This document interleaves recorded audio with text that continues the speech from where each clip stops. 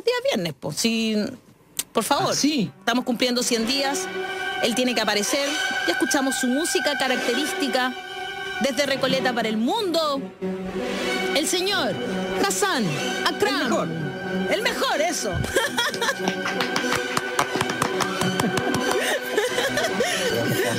Eso. Muy Siempre bien. un agrado escuchar esta música. Siempre un agrado. Obvio. Sí. ¿Cómo estás, Hassan? Y estar con ustedes. Muy bien. De Wagner. ¿Te parece que es correcto? ¿Te parece que es correcto hablar de huelga de camioneros?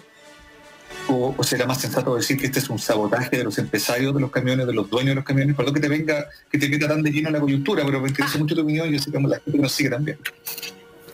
El concepto de huelga no es únicamente de los trabajadores. De hecho, en economía hablamos, se hablaba mucho antes del concepto de huelga de capitales, que es cuando los empresarios deciden de dejar de invertir.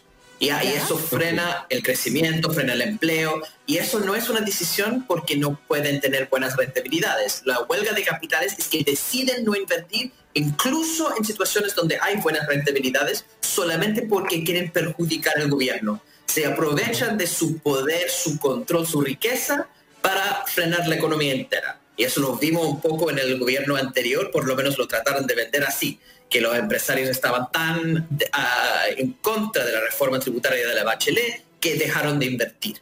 Y entonces hay constantes acciones de huelguísticas, digamos, de parte de capital. Hablamos poco de eso, ¿ya? Pero yo creo que la palabra huelga, que tiene cierta mala reputación en Chile, es una palabra que solamente se adjudica a los trabajadores tratando de conseguir buenos salarios, pero no es así. De hecho, una gran cita de Adam Smith, el padre de la economía, que dice, se habla mucho de las combinaciones, ¿no? El sindicato está hablando de las combinaciones de los trabajadores para subir salarios, pero se habla muy poco de la combinación de los empleadores para bajar salarios.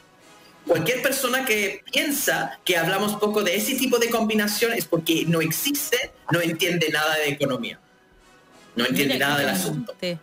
La realidad es que estas huelgas de parte de capital son comunes. El poder que tiene capital en la ciencia política se dice, el capital vota dos veces. Primero, con el lobby, y segunda vez, con la acción de parar inversiones. Siempre están haciendo esto. Esto, de hecho, son las huelgas más exitosas en la historia chilena. Ya vimos durante la Unidad Popular cómo cortaron, hoy día sabemos, eso no es ningún invento de los comunistas, sino que el Freedom of Information Act, la ley de libertad de información de Estados Unidos, implica que la Casa Blanca publica la información. Y sabemos que la huelga de camioneros durante la UP fue financiado por la CIA. Sabemos los vínculos, ahora es súper evidente que los que están haciendo esta huelga son personas directamente vinculadas con el gobierno. Entonces, que sea sabotaje... Son las dos cosas, sabotaje y huelga. Allá voy, claro, porque en el fondo a mí me queda la sensación de que la huelga, qué buena la aclaración que haces tú. Qué buena, qué interesante. Pero la sensación que nos queda, en el fondo, es que claro, esto cuando hay un petitorio que coincide con las urgencias del gobierno, para poder tener mayores leyes represivas y poder, comillas, cuidar la actividad económica en una parte del país que ha sido, comillas, azotada por una ola de violencia, ¿no? Claro, uno tiende a pensar de que aquí no hay una huelga en el sentido más no sé si puro es la palabra, pero en el sentido más clásico del concepto, de un petitorio de trabajadores que buscan algo en particular. Uno ve que hay empresarios, dueños de los camiones, que es la distinción que hacíamos, ¿no? Alguna gente dice, oye, una cosa es el que maneja la máquina, y otra cosa es que es el dueño de la máquina y probablemente el dueño de muchas otras máquinas también, digamos, ¿no? Entonces, cuando uno ve que asfixian el país, dan ultimátum al gobierno, tienen poder como el que tienen, ¿no? Y coinciden además en una lista de exigencias con el gobierno, uno tiene que pensar de que la huelga ahí, como concepto quizás no aplica tanto, pero sí aplica mejor, y por eso te lo preguntaba, ¿no? Aquello de, no sé, el sabotaje, digamos, ¿no? Eso es huelga de capitales. Huelga de trabajadores no es de ninguna forma. Ahora, es interesante que ellos dicen que están haciendo esa huelga por la falta de seguridad para ellos. Entonces generan un problema de orden público, de seguridad, en nombre de proteger el orden público. Es una cosa bien contradictoria. Y al final, en la situación en Wallmapu es una situación política que es a nivel Estado casi. Bueno, la nación mapuche no tiene un Estado formal, pero es un pueblo y los pueblos tienen derecho a la autodeterminación. Este tema que sabemos de la pacificación de la Araucanía, que fue la violencia con que el Estado inca, el Estado chileno entró y arrebató tierras de los mapuches. Acá hay un robo, hay un saqueo, y los colonos que viven en esa zona al final están viviendo en tierras que fueron sacados de forma ilegítima de los dueños originales. Hay un problema político. Pero no es un problema de individuales, fue una política del Estado. Entonces, lo que corresponde en esa situación es que el Estado chileno negocia a nivel Estado-Estado con los representantes del pueblo mapuche. Lo absurdo de eso es que tenemos entonces un grupo de particulares que hacen todo lo posible para torpedear la posibilidad de una negociación a nivel Estado, que es lo que podría generar una situación de paz y seguridad en la zona. Son ellos mismos que están haciendo esta huelga de capitales, que también están promoviendo el desorden en la zona. Eso es... Uy, ayer hablamos, cuando hablamos con Curipán, nos contaba de esta, ¿cómo se llamaba, Daniel? Caro o Fran, ¿sí? Este grupo armado que hace más o menos 15 años opera en la zona y que es como una especie de grupo paramilitar, digamos, ¿no? Y que opera en la zona y como bien dice Hassan, provoca desórdenes, provoca más violencia y operan, o sea, es real, existen. Entonces no podemos hacernos los lesos con eso, ¿no? Hay, y ahora APRA y ahora otros además, que están se suman más burdamente, pero lo hacen, sí. No, yo concuerdo con Hassan en términos de que aquí hay un tema político, obviamente, pero si desde la concertación Burgos nos ha dicho toda la vida que es un problema policial, hay que entonces, y lo digo Burgos porque Burgos yo lo escuché y obviamente que la derecha también lo sostiene. Aquí hay un tema de que hay que sentarse a conversar. Ahora, yo no sé, y aquí esto es una duda que tengo. Comando Hernán Trizano, para no quedarme, paramilitares anti-mapuche. Existen hace 15 años, o sea, y existen. Perdón. Para que quede claro, tenía posición que en el aire. Usted está hablando de Jorge Burgos, militante ese, que fue ministro de la cartera de Defensa Nacional y también Interior y parlamentario. Exacto, entonces, para que quede claro, si no dice Burgos, y él siempre habló de que el tema mapuche era un tema policial. Ahora, lo que quiero plantear es una cuestión, tú dices, Hassan, y esto entrando bien en profundo, que hay que negociar entre el Estado de Chile y el pueblo nación mapuche, lo cual me parecería muy bien. El punto es que ellos mismos han dicho que no tienen una representación única. ¿Ya? Y ahí tenemos un problema para esa representación, porque en el fondo habría que juntar varios huerquén, ¿no? Creo, y disculpen mi ignorancia. Sí, los voceros y dirigentes de ellos para tratar de llegar a alguna... Porque además es por zonas. No todos están en la misma zona. Entonces, es una negociación difícil que como Estado debemos hacer, obviamente, que no se ha hecho con la seriedad que amerita, obviamente. Hubo un intento en un principio de la vuelta a la democracia, se creó la CONADI, se compraron tierras, etcétera, pero después como que se fue abandonando, dejándolo a su suerte, y esto después reventó nuevamente, digamos, con los problemas que hoy día vemos. Pero sí, yo comparto contigo, pero hay que hacerse cargo como Estado seriamente. Yo creo que es el final. O sea, fórmulas deben haber, porque este tema se ha visto en Estados Unidos, en Nueva Zelanda, incluso en Bolivia, y se han hecho negociaciones.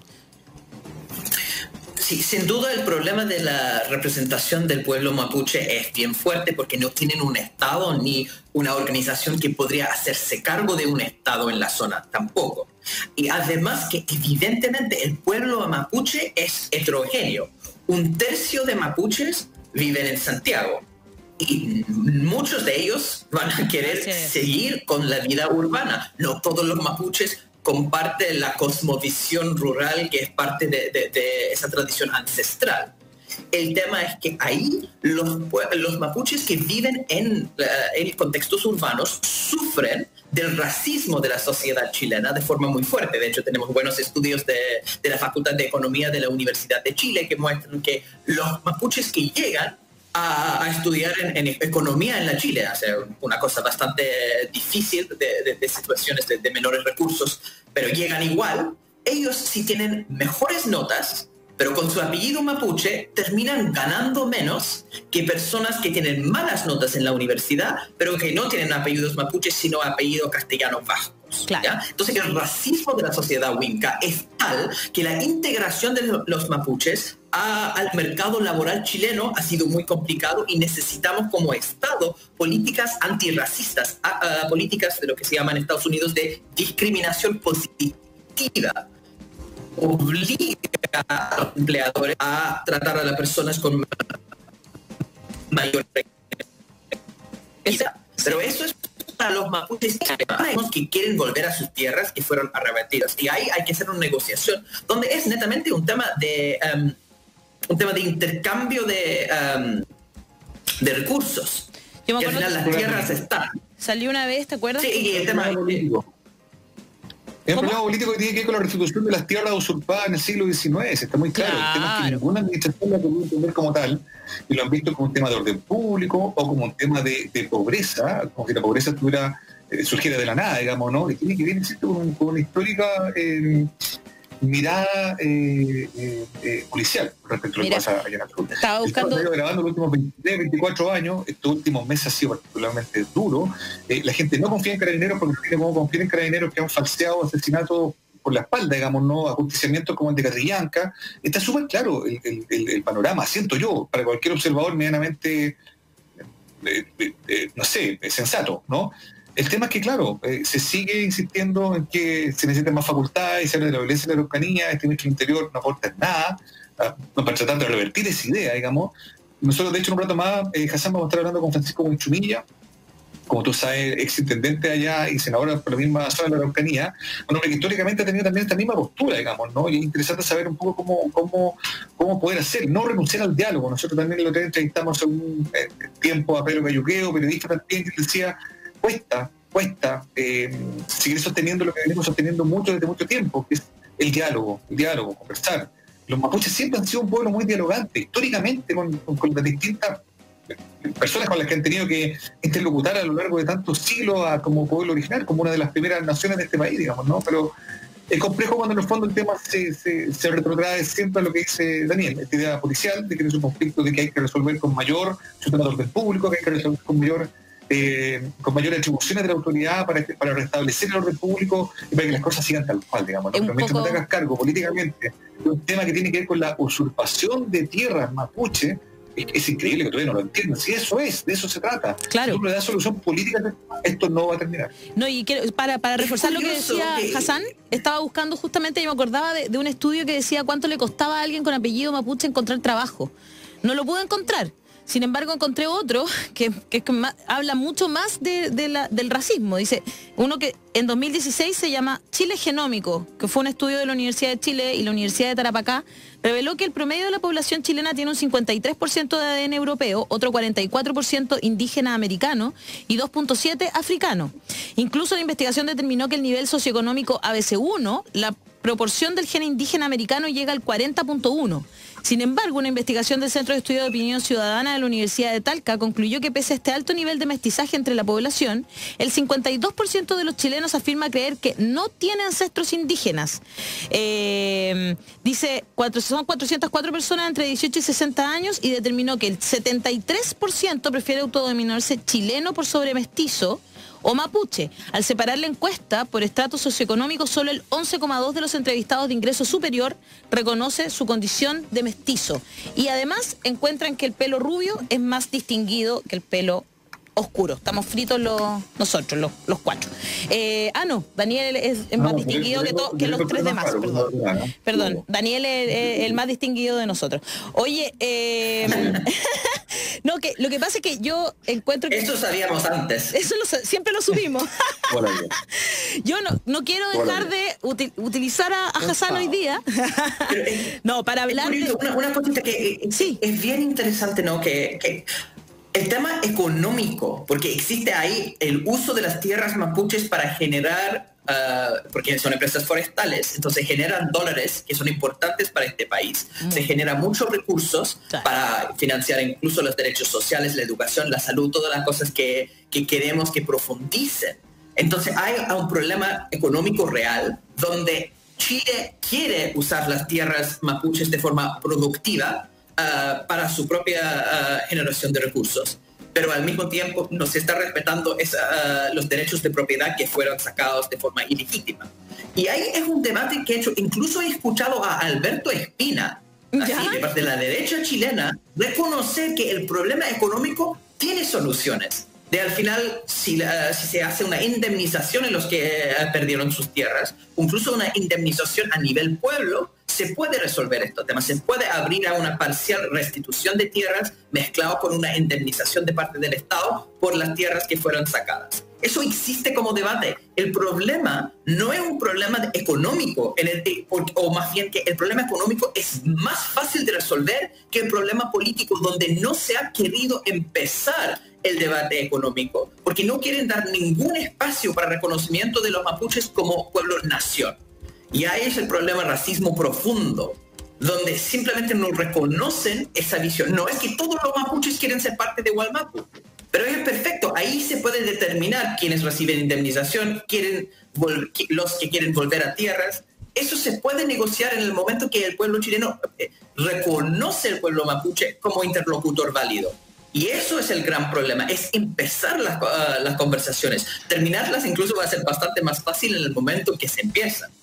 Pero entonces frente a eso no es tan grave el problema, porque en el cambio constitucional yo creo que va a haber una gran aceptación del reconocimiento de los pueblos originarios. Hoy día en la Constitución del 80, escúchame, hoy día en la Constitución del 80 hay 0 mención a los derechos de los pueblos originarios, 0.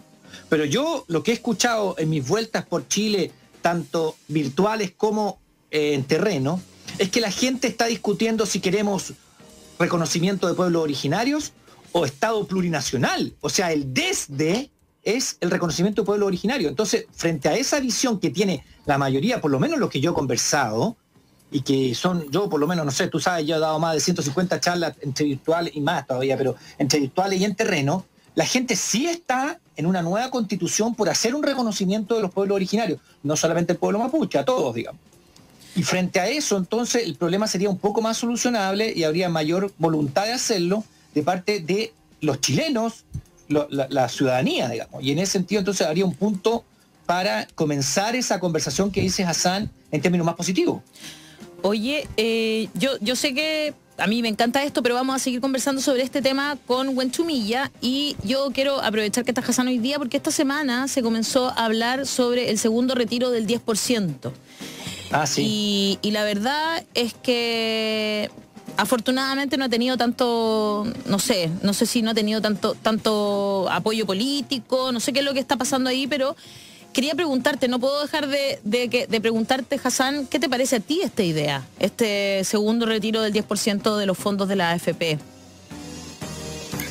La segunda parte de las películas siempre son las malas, ¿cierto? Hay una larga tradición de pésimas películas. La mayor... ¿Ah? Salvo el Padrino, pero el Padrino estaba pensado como 3. Tampoco Star Wars. Sí. Pero también esas estaban pensadas para más de una película. El Imperio Contraataca es la mejor, sí. no me la toquen. Sí, hay excepciones, pero son excepciones que comprueban la regla. Exactamente. La primera película que yo vi en el cine era Jurassic Park, me acuerdo. Ajá. Eso fue la primera vez que mis padres me dieron permiso para ir al cine. ¡Qué joven! Sí, yo estaba pensando lo mismo. Yo vi Bambi. Esa fue la última que vi. Ambientada en la sede de la democracia cristiana. Exactamente. Diciendo eso, la segunda película de Jurassic Park es uno de los peores, junto con la segunda película de Jaws. De Jaws, el tiburón. Yo decía, ¿quién está hablando? 20 películas de tiburones malas. Sí, no es chiste esa que andan en la tormenta con tiburones. Ya, perdón. Lo bueno de esa... Pero avancemos, porque tengo que ir a todo. Entonces, ¿no estás de acuerdo con el segundo retiro de 10%? No, porque lo interesante de la segunda película de Jaws es que el mismo alcalde de que no quería cerrar las playas en la primera película sigue siendo el alcalde en la segunda película. Ya, eso es la gran lección de ciencia política, de importancia de votar en las elecciones. Y lo que estamos viendo en esta segunda película de retiro de 10% es los mismos idiotas que causaron el problema siguen con los problemas subyacentes. Nunca queríamos un retiro del 10% porque son los trabajadores usando sus propios ahorros previsionales para enfrentar la crisis. Lo que se tiene que hacer, y se ha dicho hasta el cansancio, es una renta básica de emergencia, donde el Estado se endeuda, se hace un impuesto de súper ricos, hay distintas formas de financiamiento, pero es para que la gente tenga un ingreso básico, donde 80% de las familias, los que han visto bajar sus ingresos de forma muy importante, reciben ayuda del Estado. Y si no existe esa opción, entonces por supuesto van a empezar a hablar de esa cosa del retiro. ¿Ya? El problema es que ya, ¿cuánto más van a retirar? Sabemos que ya es 9 millones de personas que han solicitado su retiro, ¿cierto? Es un 85% de los afiliados. Sí. Y es de ellos entonces, un 18% quedaron sin saldo. Entonces los más pobres no van a poder retirar porque no tienen más. Exacto. En eso habla más de la total desesperación y la necesidad de hacer una política de ayuda como seria, como renta básica emergencia. Este proyecto igual ayuda en un sentido de saber de esos alcaldes incompetentes que no se sacan en tipo Jaws.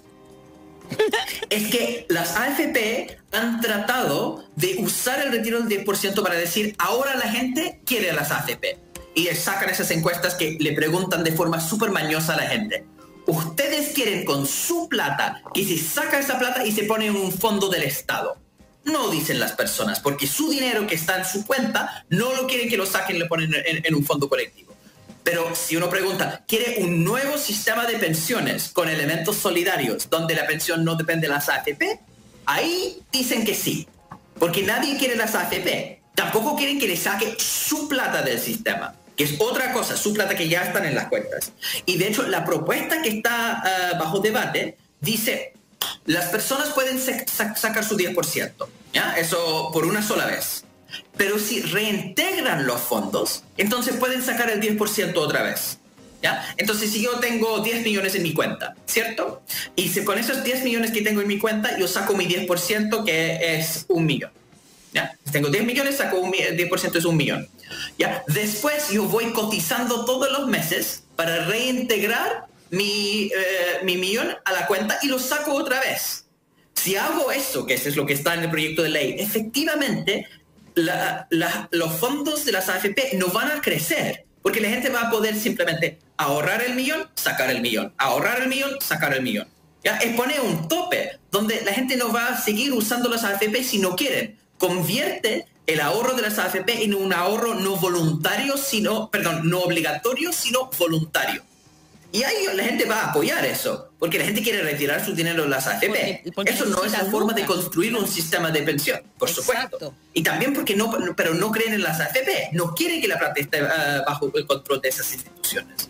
El problema es que eso no es una forma de construir un sistema de pensiones, porque ahí la gente está sacando dinero, entonces no se acumulan ahorros para la vejez.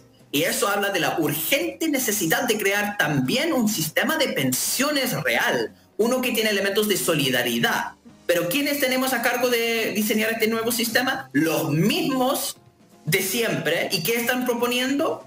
Mantener el 10% que va a las AFP e incluir elementos que mantienen el vínculo de la capitalización individual, que es el vínculo entre cuánto he podido ganar y ahorrar durante mi vida activa y la pensión final. Ese vínculo es la base del problema y lo están proponiendo mantener.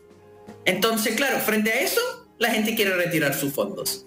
No, yo creo que es una mala idea el retiro del 10% otra vez, pero es súper urgente para no tener que hacerlo.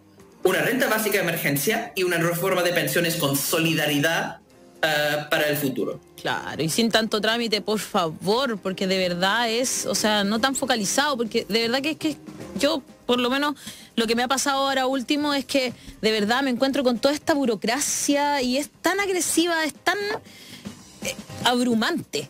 Eso es, abrumante. Por eso yo creo que la gente también dice, claro, si puedo echar mano de esto, sabéis que prefiero echar mano de esto porque tenéis que pasar por tanta cosa para pedir algo. Es tan abrumante todo eso, como que pregunta, no, sí, que tienes que llamar por teléfono, que no contesta nadie, que aparecen un montón de cosas en un formulario que uno por supuesto no entiende nada. Realmente es muy desgastante todo lo que está pasando, pero por supuesto que coincidimos con tu análisis en el sentido de que Lo que sí es urgente es que el Estado eche mano a sus ahorros o se endeude, lo que sea que tenga que hacer, pero que no tengamos que pasar de nuevo por todo esto, por todo este exceso de burocracia, por favor, porque es demasiado agresiva. Mi querido Hassan, que el Estado pague, no nosotros. Eso, que pague el Estado ahora, por favor. Vamos para allá, por favor. O los más ricos. O los más ricos. También es una buena solución, por supuesto. Son las 11 de la mañana, con 1 minuto tenemos que despedir a la estrella de este programa, Hassan Akram. Un abrazo enorme. Gracias, Hassan. Para ti, ahí que Gracias se va a Recoleta volando. Chau, chau. Que disfruten su fin de semana de encierro. Cuidado con el tiburón ahí. Oye, nosotros nos vamos a ir a una pequeña pausa, por supuesto, en televisión, en redes sociales. A la vuelta viene